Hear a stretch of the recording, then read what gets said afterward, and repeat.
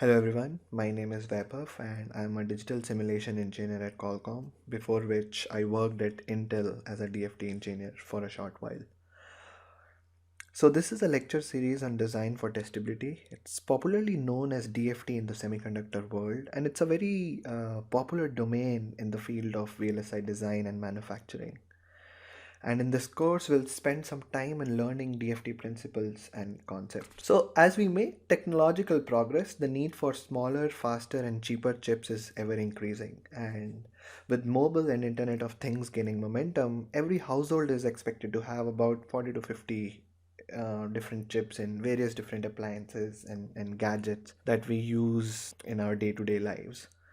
So, with all the advancement in semiconductor manufacturing over the past 50 years, we have been able to pack more and more transistors with every technology node. And the size of the silicon where we pack these transistors pretty much remains the same. So, with all this advancement, there comes an element of complexity, and all this complexity has a profound effect on the cost and difficulty of reliably testing these chips. So, in this course, we will learn how to design chips to achieve better testability, and we will also learn some very fundamental chip testing principles and architectures. So, what are the prerequisites? Prerequisites are not many, but I would expect the listener to have a basic knowledge of digital logic concepts and some digital design concepts. And I'll assume that the listener also understands some basic VLSI circuit design principles as well. So even though the presumption will be that you are well versed with all these concepts, but I'll still nevertheless briefly give you some background on certain topics whenever I feel it is required. So let me give you a brief overview of the different topics which we will cover in this course. I'll begin with introducing some of the necessary concepts of VLSI testing and the economics involved with it.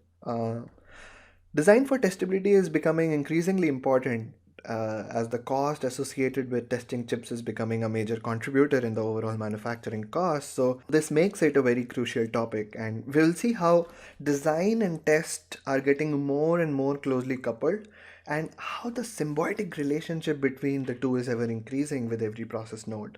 We will learn about the importance of testing and where in the product cycle does DFT and testing come in.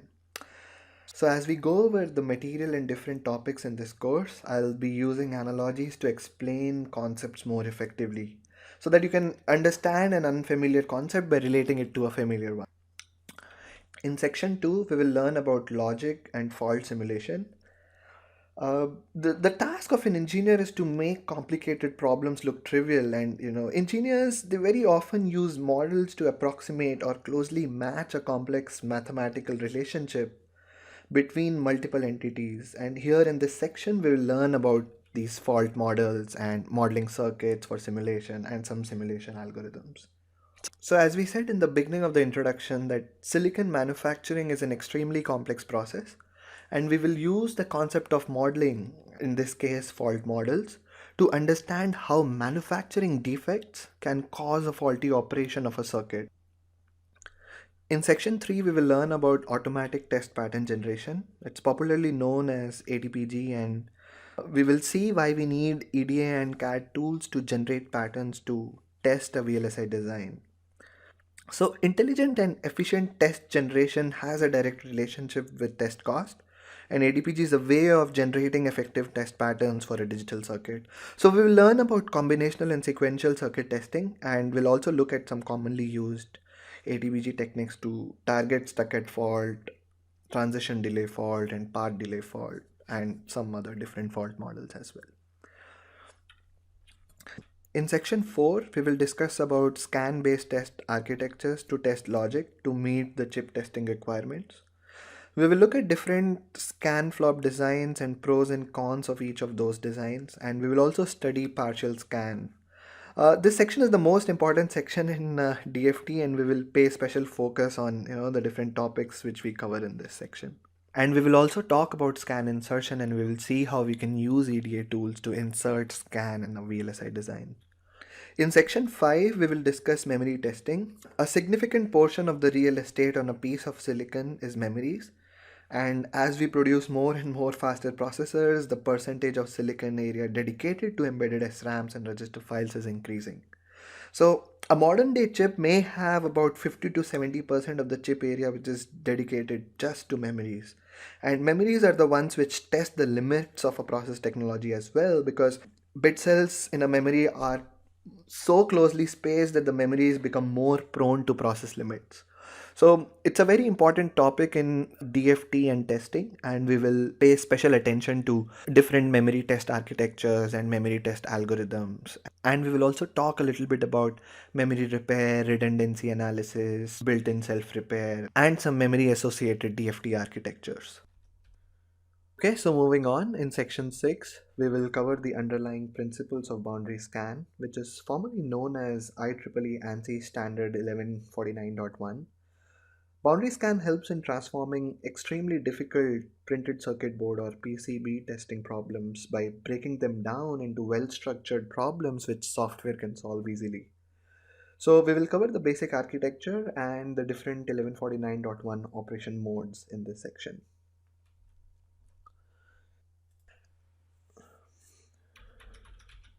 So in section 7 of this course, we will discuss about logic and memory diagnosis. When a chip doesn't operate as expected and shows faulty behavior, we need to pinpoint the physical XY coordinates of the failing logic or memory cells which are supposedly causing this faulty behavior. So this helps the diagnosis and failure analysis engineers to understand the cause of the failure. So as we said, a chip can contain as many as tens of billions of transistors, and one faulty transistor can cause faulty behavior of the chip, and finding that one transistor can be challenging at times. So I like to call diagnosis and failure analysis engineers as chip doctors because they help to find out the exact reason for chip failures by pinpointing the physical location, just in the same way as doctors help diagnose diseases. So that's pretty much it about the course contents. I'll post the lecture slides and some more reading material along with some quizzes and interview questions on the website www.learnvlsi.com. So stay tuned, and I hope that you have fun learning design for test principles and VLSI test architectures.